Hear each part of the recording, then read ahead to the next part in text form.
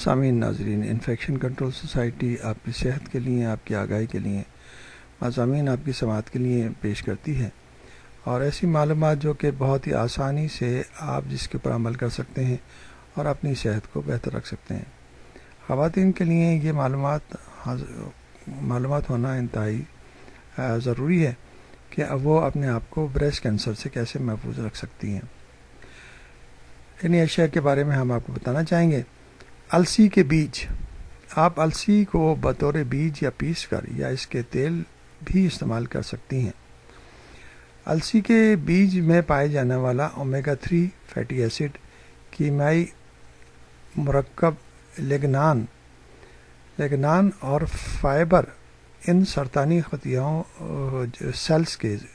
Cancer cells کے گرد حفاظتی حصار قائم کر دیتے ہیں، یعنی کہ وہ جو کینسر سیل بن چکے ہیں ان کے چاروں طرف یہ ایک لیئر بنا دیتے ہیں جو کہ بریسٹ کینسر کا سبب بن سکتے ہیں۔ جو سیل بریسٹ کینسر کا سبب بن سکتے ہیں ان کے گرد یہ رکاوٹ پیدا کر دیتے ہیں۔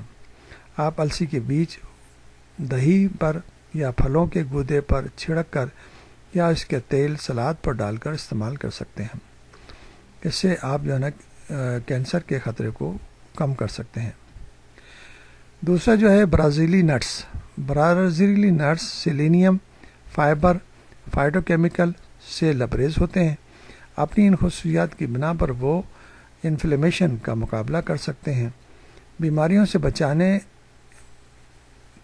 کے معمونی نظام، یعنی کہ جو پروٹیکٹیو نظام ہے ہمارا امیون سسٹم ہے اس کو بہتر کر سکتے ہیں، اور رسولی کی افزائش روک سکتے ہیں۔ رسولی یعنی کہ جو گمڑ ہے یا لمپ ہے اس کی افزائش کو روک سکتے ہیں۔ انہیں دیگر مغزیات اور دیگر نٹ کے ساتھ ملا کر یا پھل یا ایسپرگس جیسی سبزی میں شامل کر کے استعمال کیا جا سکتا ہے، جس میں کلوروفل شامل ہوتا ہے جو کینسر کے مخالف جز ہے، یعنی کہ وہ سبزیاں جس میں جو ہری سبزیاں ہوتی ہیں ان میں اس کے ساتھ ملا کر اگر برازیلی نٹس استعمال کیے جائیں تو کینسر کے خطرے کو کم کر سکتے ہیں۔